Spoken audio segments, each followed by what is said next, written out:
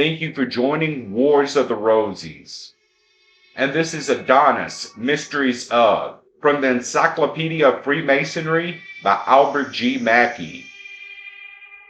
Adonis Mysteries of, an investigation of the mysteries of Adonis peculiarly claims the attention of the Masonic student. First, because in their symbolism and in their esoteric doctrine, the religious object for which they were instituted and the mode in which that object is obtained, they bear a nearer allegorical resemblance to the Institution of Freemasonry than do any of the other mysteries or systems of initiation of the ancient world. And secondly, because their chief locality brings them into a very close connection with the early history and reputed origin of Freemasonry, for they were principally celebrated at Byblos, a city of Phoenicia, whose scriptural name was Gabal, and whose inhabitants were the Giblets, or Gibalites, who are referred to in the first book of Kings, chapter 5:18, as being the stone squares employed by King Solomon in building the temple. See Jabal and Giblin. Hence there must have evidently been a very intimate connection, or at least certainly a very frequent intercommunication between the workmen of the first temple and the inhabitants of Byblos, the seat of the Adonis Mysteries, and the place whence the worshippers of that rite were disseminated over other regions of the country. These historical circumstances invite us to an examination of the system of initiation which was practiced at Byblos, because we may find in it something that was probably suggestive of the symbolic system of initiation which was subsequently so prominent a feature in the system of Freemasonry. Let us first examine the myth on which the Adonisic initiation was founded. The mythological legend of Adonis is that he was the son of Mira and Cinyras, king of Cyprus. Adonis was possessed of such surpassing beauty that Venus became enamored of him and adopted him as her favorite. Subsequently, Adonis, who was a great hunter, died from a wound inflicted by a wild boar on Mount Lebanon. Venus flew to the succor of her favorite, but she came too late. Adonis was dead. On his descent to the infernal regions, Proserpine became, like Venus, so attracted by his beauty that, notwithstanding the entities of the goddess of love, she refused to restore him to earth. At length, the prayers of the desponding Venus were listened to with favor by Jupiter,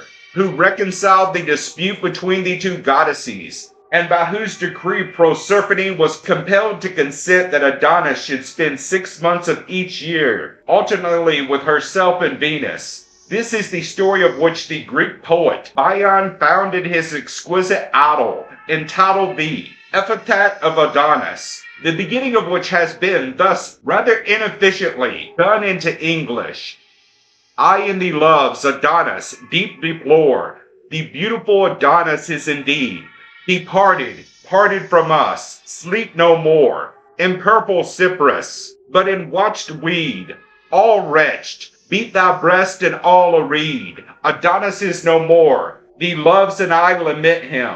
Oh, her grief to see him bleed. Smitten by white tooth on whiter thigh, out-breathing life's faint sigh, upon the mountain high.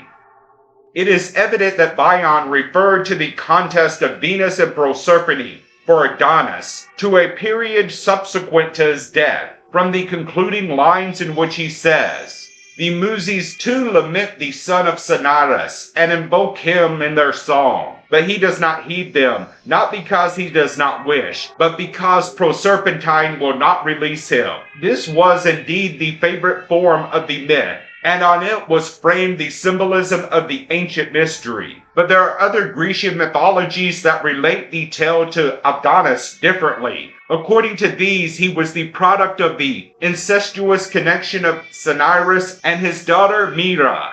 Cinyras, subsequently on discovering the crime of his daughter, pursued her with a drawn sword, intending to kill her. Mira entreated the gods to make her invisible, and they changed her into a myrrh tree. 10 months after the myrrh tree opened and the young Adonis was born. This is the form of the myth that has been adopted by Ovid, who gives it with all its moral horrors in the 10th book, 298 through 559 of his Metamorphoses. Venus, who was delighted with the extraordinary beauty of the boy, put him in a coffer, unknown to all the gods, and gave him to Proserpentine to keep and to nurture in the underworld. But Proserpentine had no sooner beheld him than she became enamored of him and refused. When Venus applied for him to render him to her rival, the subject was then referred to Jupiter, who decreed that Adonis should have 1/3 of the year to himself, should be another third with Venus, and the remainder of the time with Proserpentine. Adonis gave his own portion to Venus, and lived happily with her till, having offended Diana, he was killed by a wild boar. The mythographer Pernotus gives us a still different story, and says that Adonis was the grandson of Cinyras, and fled with his father, Ammon, into Egypt, whose people he civilized, taught them agriculture, and enacted many wise laws for their government. He subsequently passed over into Syria, and was wounded in the thigh by a wild boar while hunting on Mount Lebanon. His wife, Isis or Astarte, and the people of Phoenicia and Egypt, supposing that the wound was mortal, profoundly deplored his death. But he afterward recovered, and their grief was replaced by transports of joy. All the myths, it will be seen, agree in his actual or supposed death by violence, in the grief for his loss, in his recovery or restoration to life, and in the subsequent joy thereon.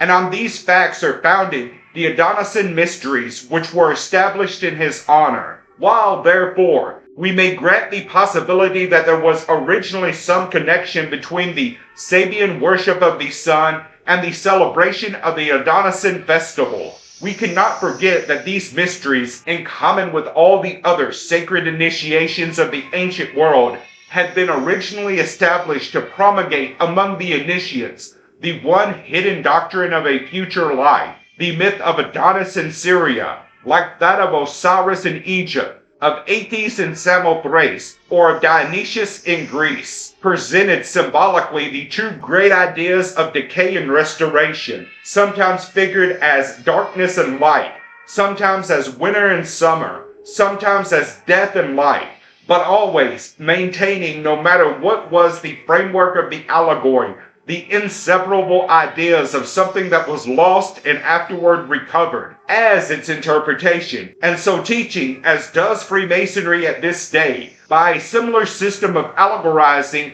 that after the death of the body comes the eternal life of the soul.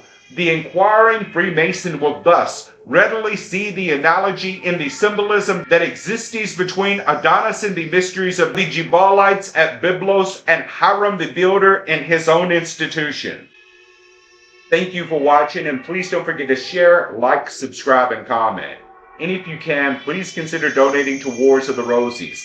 Links to PayPal and Patreon are in the description. Thank you so very much.